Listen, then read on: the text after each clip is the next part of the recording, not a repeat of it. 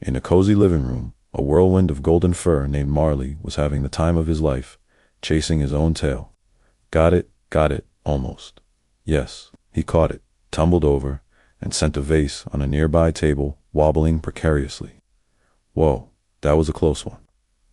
On a plush armchair, Chewie, a stately Persian cat, opened one disdainful eye. The delicate ecosystem of my afternoon. Shattered, Marley bounded over, panting. Chewie, did you see that? The tail is so fast today. Chewie sighed. Fascinating. A relentless pursuit of the one thing you can never truly escape. It's almost poetic, in a very, very stupid way. Marley, oblivious, spotted a patch of sun on Chewie's chair. Oh, sun patch. He tried to leap up, but a single, firm paw from Chewie met his nose.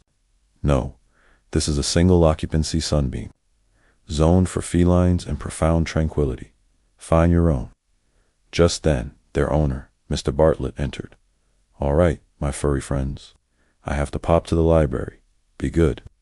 He gave Chewie a regal scratch and Marley an enthusiastic pat, then left. The moment the door clicked shut, Marley's eyes lit up. He's gone. Chewie closed his eyes, a fact I was celebrating internally. You know what this means? It means 23 minutes of undisturbed REM sleep. Do not finish your thought. But Marley was already diving behind the sofa, emerging with a slobber-covered tennis ball. It means the ball. He dropped it at Chewie's feet. You throw it, I'll get it. It'll be amazing. Chewie looked from the ball to Marley's hopeful face. Let me see if I understand. You wish me to exert energy to propel an object away from me, so that you may then exert even greater energy to retrieve it and return it to me, restarting a cycle of pointless labor. Marley bounced. Yes, exactly. You get it? I do. And my answer is a reverberating eternal no. Chewie tucked his head under his paw. Game over. Marley's shoulders slumped. But then a new idea sparked. If he won't throw it, maybe it can throw itself. He took the ball to the top of the long, slick hallway, took a dramatic stance, and slammed his paw down on it. Fetch-tastic. The ball shot down the hall like a green comet, hit the kitchen tile, and then, smash, a deafening silence fell. A large, expensive-looking white ceramic bowl rolled into the doorway, now in 3 large pieces.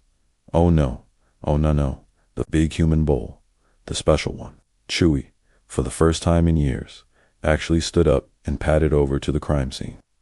The noodle bowl, hand-painted in sienna, a wedding gift. His favorite. Marley started to panic. He's gonna come home. He'll be so sad. I'm a bad dog.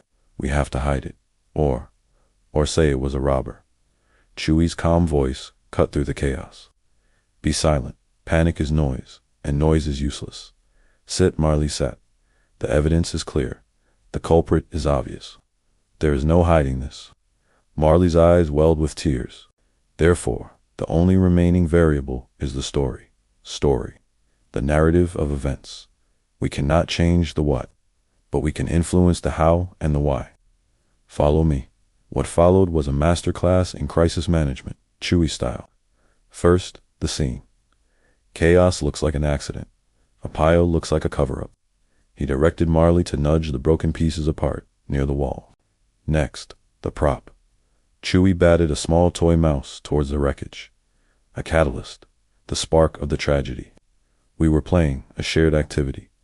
Then came the actor's prep. Chewie sent Marley for his ragged blue bear. You are not a destroyer. You are a protector. You were defending your territory from an intruder. Finally, the performance. When he walks in, you do not go to him. You sit here, by the broken pieces. You look from the pieces, to the toy mouse, to me. Then you put your head on your paws. You do not whine. You do not wag. You project. Remorseful responsibility. Marley tried the pose. Like this. Less I deserve a treat, more I have gazed into the abyss of my own failings. Better? Soon, they heard a key in the lock.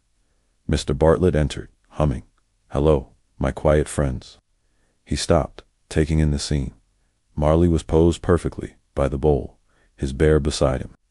He looked up with sorrowful eyes, glanced at the toy mouse, then at Chewie, who gave a solemn blink as if to say, Tragedy struck. Mr. Bartlett knelt, a slow smile spreading across his face. Oh my, I see. You two were having a grand adventure, weren't you? He picked up the toy mouse, and this silly mouse caused all the trouble. And you, Marley, you were trying to help, weren't you? He gathered the pieces thoughtfully. It's just a bowl, a thing, and look at the two of you, looking out for each other. That's what matters. Maybe I can fix it, make a new story for it. The moment he left, Marley collapsed in relief. It worked. You're a genius. You saved me. I was so scared. I thought he'd stop loving me. Chewie's expression softened. Listen, you great messy oaf. The lesson isn't about lying. It's about framing. You took responsibility. You showed you cared more about his feelings than your own fun. That's the lesson. Marley listened, truly listened. So, it's not about the ball. It's never just about the ball. It's about thinking. It's about consequences. It's about not being an idiot in a china shop, literally. Thank you, Chewie. You're welcome. Now, if you'll excuse me, my sunbeam has migrated to the sofa. I require a double session. Chewie hopped onto the sofa, but this time, instead of zooming off, Marley walked over calmly and lay down on the floor beside the sofa in a smaller sliver of light. He was quiet, contemplative. Chewie opened one eye, looked down at the peaceful puppy, and a deep, rumbling purr started in his chest. In the quiet room, the cat on the sofa and the dog on the floor shared the same sunlight, learning that sometimes quiet companionship is the best kind of play.